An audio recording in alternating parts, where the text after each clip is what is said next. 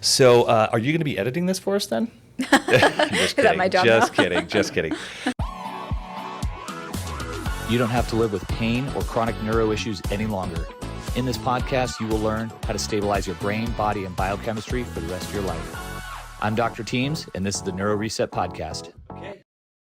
So welcome back to another episode of the Neuro Reset Podcast. We have a very special guest with us. All our guests are special.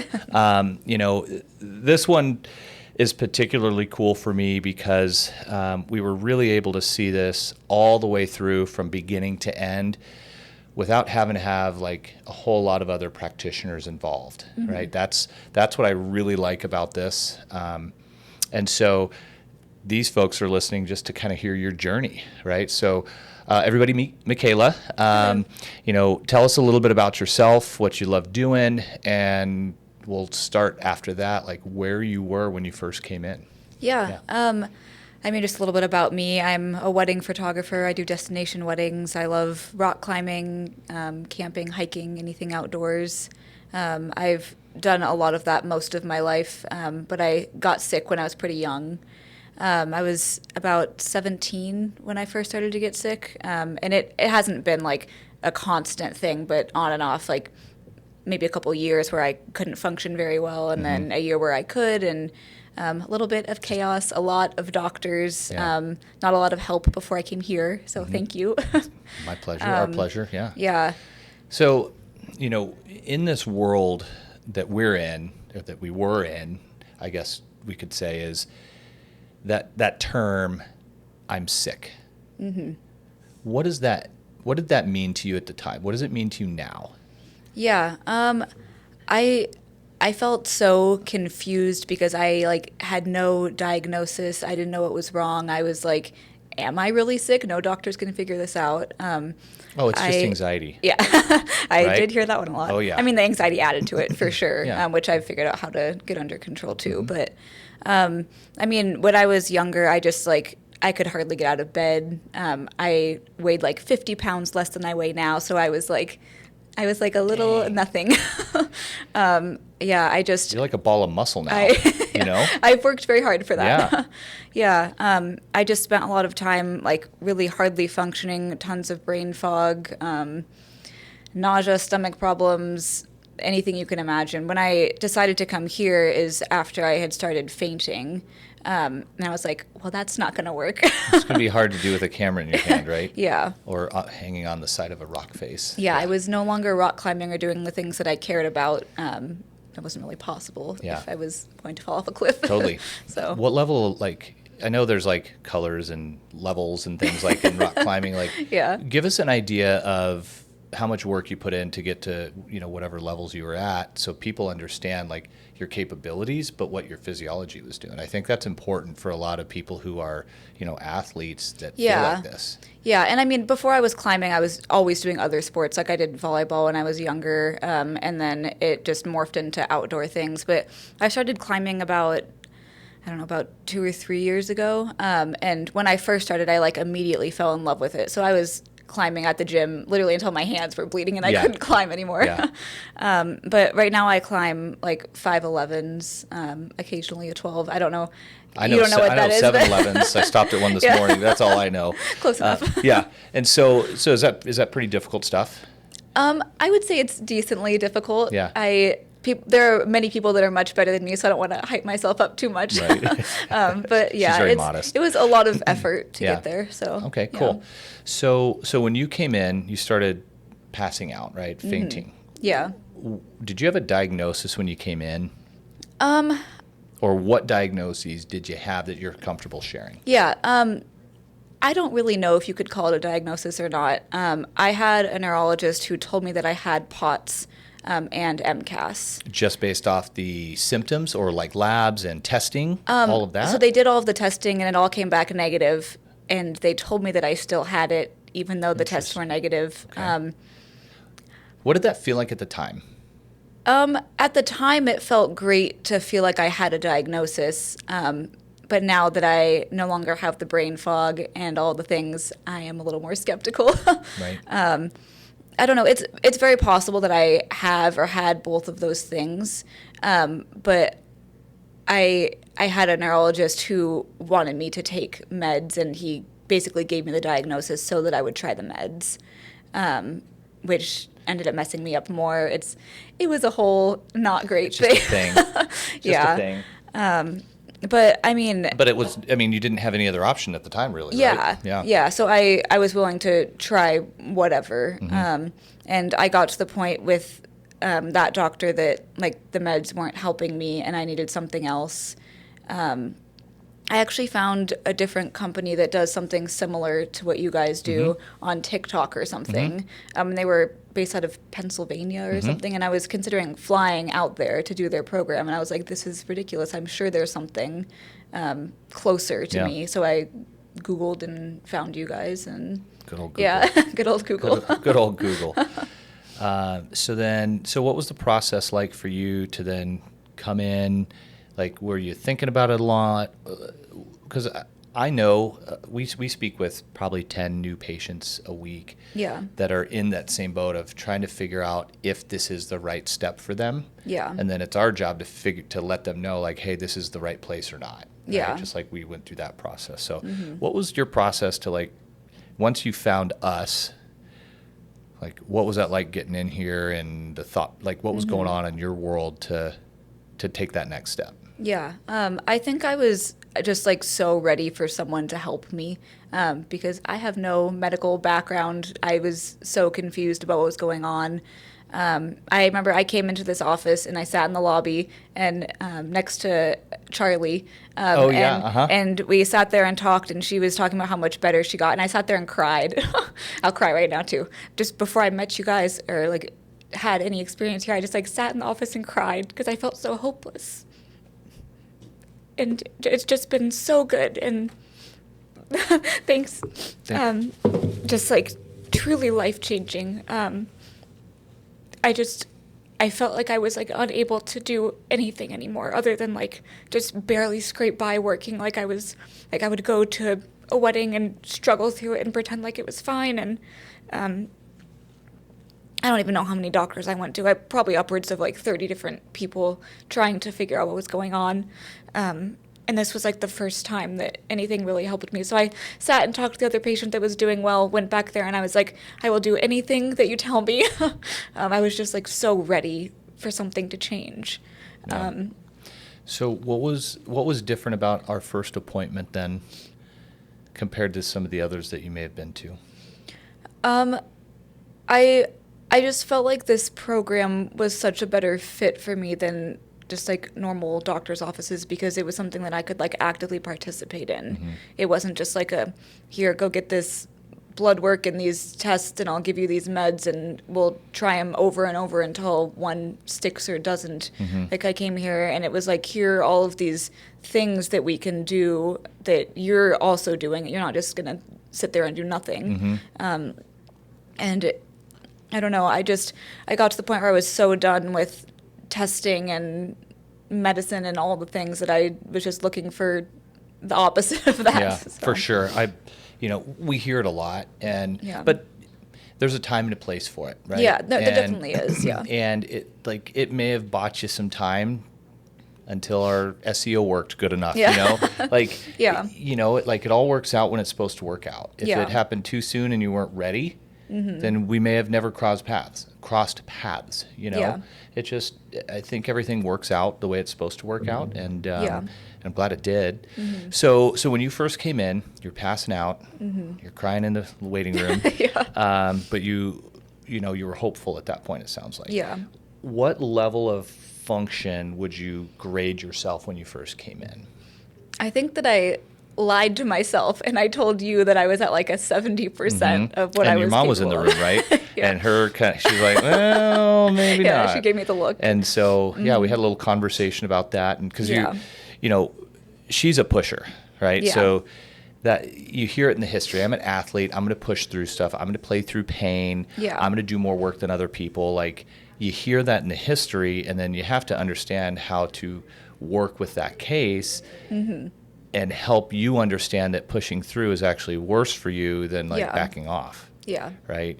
And I asked you yesterday or 2 days ago when you were on the treadmill, And I was like, hey, so I'm having that same conversation with another patient. We might need to do this percent rule. And I think you said we had to do the 60% rule with you. Yeah, and that was so hard for me. Oh, man. I like hated it's everything brutal, about that. Right? But like, I think that's worked. when we really started making, like really gaining momentum. Yeah. And you were also in a very unique place because, and I remember this like distinctly, any case that's positive for POTS, in my opinion, it's like a 3 to 6 month program. Yeah. Because there's the neurology aspect, there's the chemical and food aspect, there's the getting back into shape aspect, and then there's also the psychology aspect. So all 4 of these things need to be addressed in order to progress through appropriately to get someone where they're like in control of their own life, right? We were doing pretty good. You were still having the GI complaints. Yeah. But you were like having responses, meaning you were having results. Yeah. And then we got to the end of our original 3-month program. And I was like, I think you actually said it. You're like, I really want to keep going. I just need to know what it looks like. Yeah. And I was like, you are getting good results. I think I wanted them to be faster at the time. But I also knew where we were coming from. And so I was like, I think we should just kind of keep doing exactly what we're doing. And I want to say it was within the next like 30 days that you just kind of hit this like catapult where the next thing I know, you're booking a trip to Japan and you're like, I actually wasn't the greatest there on my GI, but like now I'm doing pretty decent. Right? And we didn't address any GI stuff, did we? Has anybody else worked on that during this current time? Yeah, I have a naturopath that I've been seeing and too. so, and that's very important to have these things working together. What we find is a lot of people do that first, but the system's not in a place where it can even like digest the products to do the work, because the brain-gut axis, if that's not firing appropriately, all the chemicals in the world isn't necessarily going to make that vagus nerve work again, right? And so it's great that timeline was happening and we kept pushing. And I'm just grateful that being an athlete, you can endure the hard stuff to come out on the other end, which is, for us, it makes our lives so much easier, and because we get to see it through to the end like that, you know what I mean? And obviously, you know, at the time, I don't think you were working. And so I'm going to thank your folks if they helped out at all. Like, it was just having the support system around you, the boyfriend, you know, everybody was very supportive, and they're like, we'll do whatever we need to do. Yeah, so definitely. All of that does impact your ability to get better. And so, what was unique? What was the most unique thing about working through with us compared to the other approaches, or anything else that you tried? What was different about it, and why do you think it worked so well this time around? I feel like the biggest difference is that I was finally told like that I needed to slow down and stop doing what I was doing, because like any of the other doctors that I talked to, they were like, oh, like it's not that bad, you can still like go on this hike, you're still lifting weights in the gym, I feel like they didn't take it very seriously, because I was wrongly pushing myself way too hard. Like, this is going to sound so ridiculous now, but like I would like go to the gym and lift weights and like in between sets, like sit on the floor so I wouldn't pass out. And like, that's very unhealthy. Don't do that. Yeah. But I was like still doing these things. Yeah. Right? Yeah. And I think that being told that I needed to take it like a huge notch down, while that was happening at the beginning, I like hated every second of it, and I thought I was willing to try anything, but in my mind I was fighting it so hard. I was like, no, like this can't be the answer, this can't be it, and it was it. But I feel like even that and focusing on like my recovery and stuff was so different. I mean, the only other experiences that I've had were with doctors that were like, we only got through like tests in medicine, and that was it. There wasn't any like put these things into practice, change things. Like I did a lot of research on my own on diets and lifestyle changes, and I implemented those things. But as far as other programs, nothing compared. So Gotcha. Well, cool. Yeah. But like what you said, most people when they come in here with all these chronic health issues, it's like talking to another doctor. Yeah. You know, it's like you guys have had to advocate so hard because you're like, well, this didn't work, this didn't work, this didn't work. So I had to try these other things, and this is what I found out and figured out. Like you guys end up doing like all your own food sensitivity testing, and you do it even by trial and error, Yeah. right? And Lots of trial and error. yeah. And so let's go back to the percentage, Yeah. the output percentage. So there's a lot of people, and I was just talking about this with another patient actually. I called them characters at the time. And there's different characters that come in here. And there's a lot of characters that are very similar, right? So patients, they have very similar past in terms of maybe some trauma, but maybe not too bad, but enough to stress them out. They may have a head injury. They may have burnout.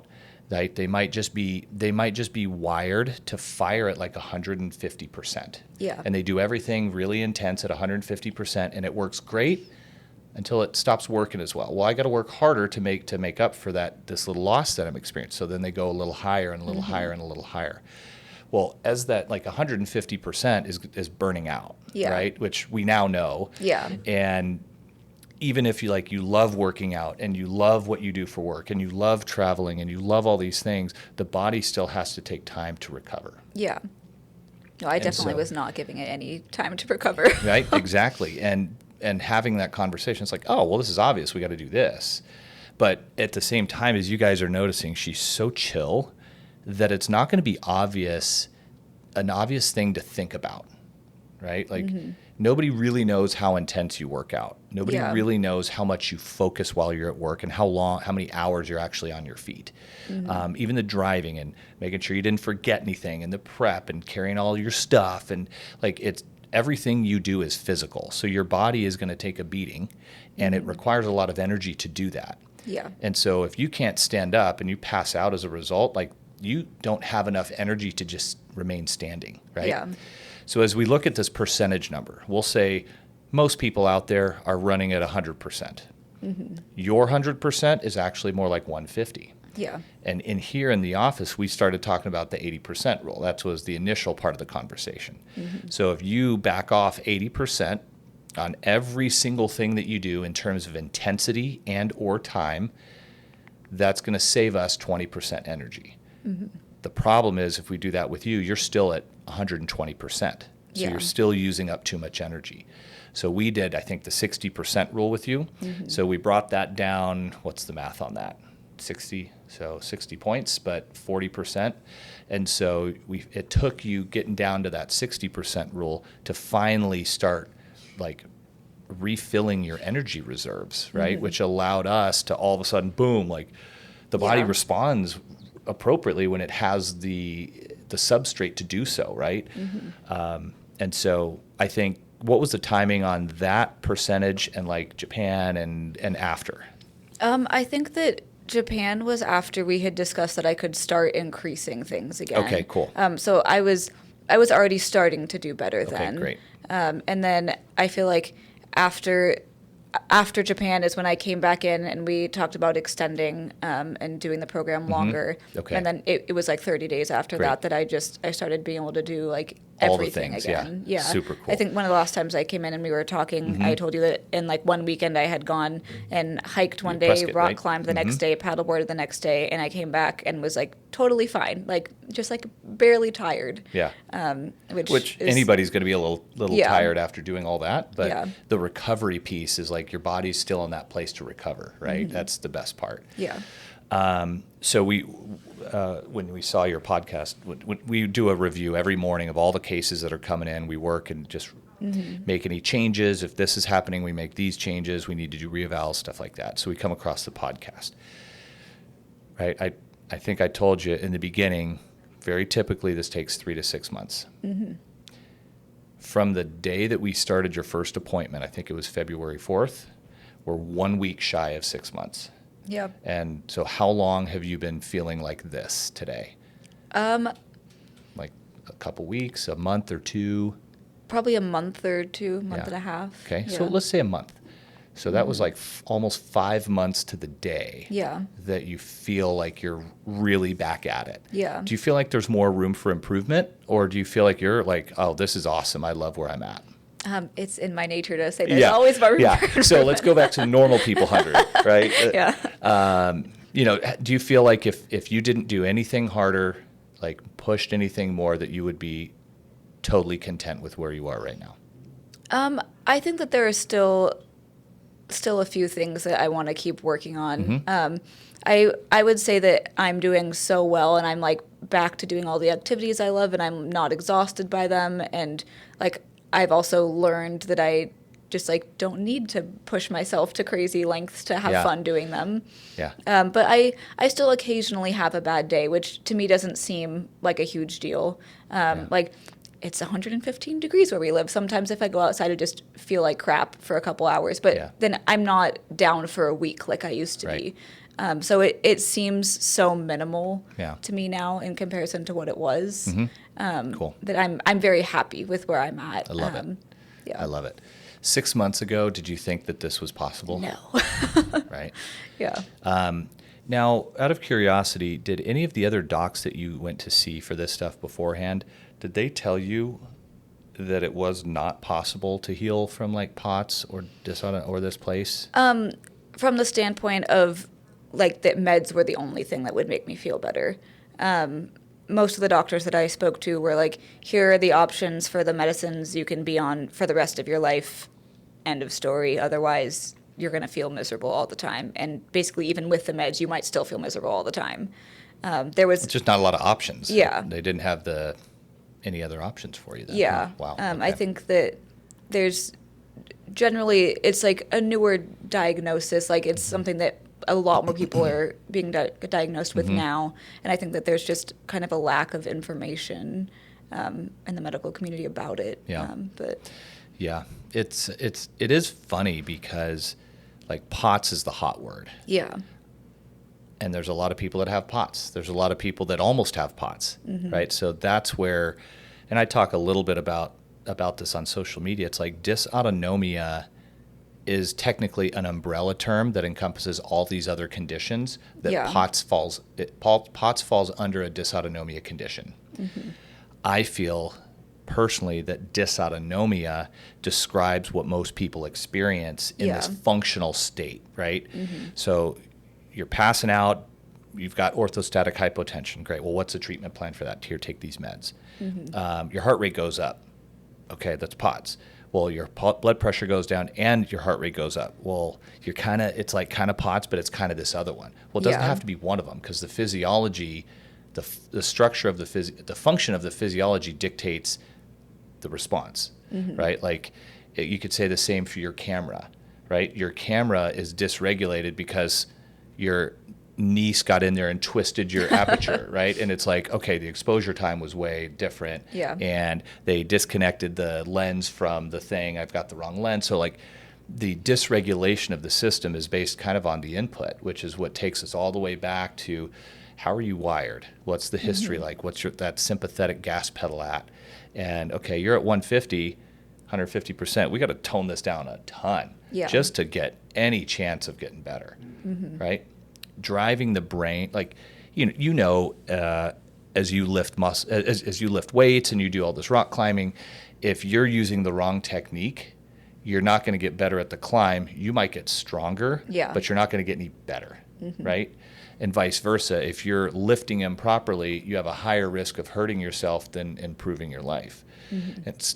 And so all of these components, I think, for you, now that we're talking about it, obviously that percentage of energy expenditure was a huge piece. Yeah, definitely. And so for anybody listening, like I'm sure that you already feel like you're doing 50% less or 70% less. My guess is that if we take a look at everything, there's probably going to be some components which most people like they're trying to fix themselves like 200%, so that like mental energy that they expend to try to figure it out and learn and tell all the doctors that they're seeing that this is how it's done, that energy expenditure sometimes is even too much for people. Yeah. And and most of those individuals are the ones who have been in charge, been managers, own their own business types of things. It's like being in control of everything. Yeah. They just want to be extra in control so that they can control their own life. But it's almost like it just keeps ramping and ramping and ramping. Yeah. And it causes that burnout even more and more. So no, it definitely did. I feel like as I got sicker, I was just like pushing myself harder because I was like, it's not how that works, but I was trying to not be sick. Right. And it's like, we had talked about this previously, but I did like the 75 hard program like 5 times. And like in the period while I was fainting, I was doing 75 hard. Yeah. And I would just like, I was doing everything that I could to act like I wasn't sick. Yeah. And now I look back at that and I'm like, I don't want to do 75 hard 5 more times. Like I'm healthy now, and that sounds miserable. Yeah. And I think that just like getting back to this place in my health, like I'm so much happier doing less. And it's not like I'm probably still doing really, more than most people, but like, you're not doing less. You're doing Yeah. less compared to where you perceived Yeah. to be your ceiling, right? Yeah. Problem is you were like way above the ceiling the whole time. Yeah. Right. And that it's a hard conversation to have when people they have the history of like achieving so much, of doing all the things and being successful at it. Yeah. That is like that. It's just an uphill battle conversation to have. But when you're in the dumps and you're not feeling like you're like nothing else is working, you may as well try it. Yeah. It's, I just had that conversation today with somebody, and it is a hard conversation to have. That belief system based off your experience, everybody brings that in to our appointment. And so I kind of work with it and see where we're at. And sometimes if it's like trauma based, I have to approach that case much more sensitively. You're like, whatever, like, let's just go. And you're like, I'll do whatever. Yeah. Okay.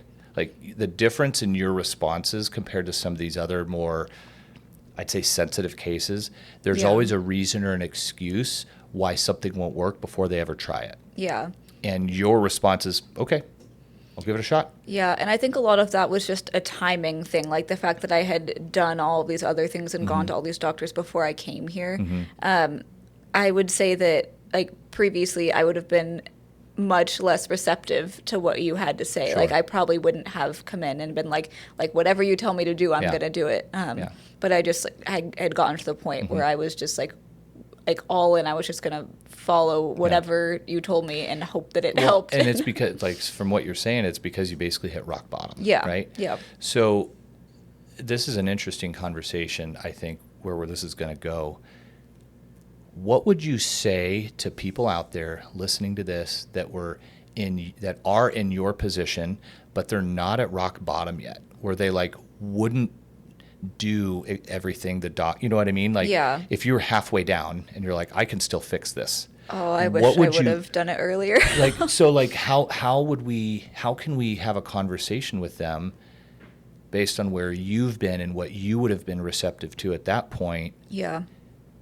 How would you talk to them now to get them to that point sooner so they don't have to suffer as long? Yeah, I think that's so hard because, like, knowing myself and the way that I was, it would have taken so much for someone to convince me that I was doing it wrong and that the doctors actually had the answers. And I think that, like, I feel like if someone can learn anything, it's like there's no harm in trying it. Like, if you're not at rock bottom yet, like, what's the harm in just trying it and going all in and doing everything that they tell you to do to see if it helps you? Because if you're just like 1 foot in, 1 foot out, I can do it myself. Like, maybe they'll help me, maybe they won't. Like, it's never going to go anywhere unless you're fully committed. Yeah. But people have to choose that for themselves. And that's one of those things that's so hard because I wish I could shake all the people and tell them how much better it can be.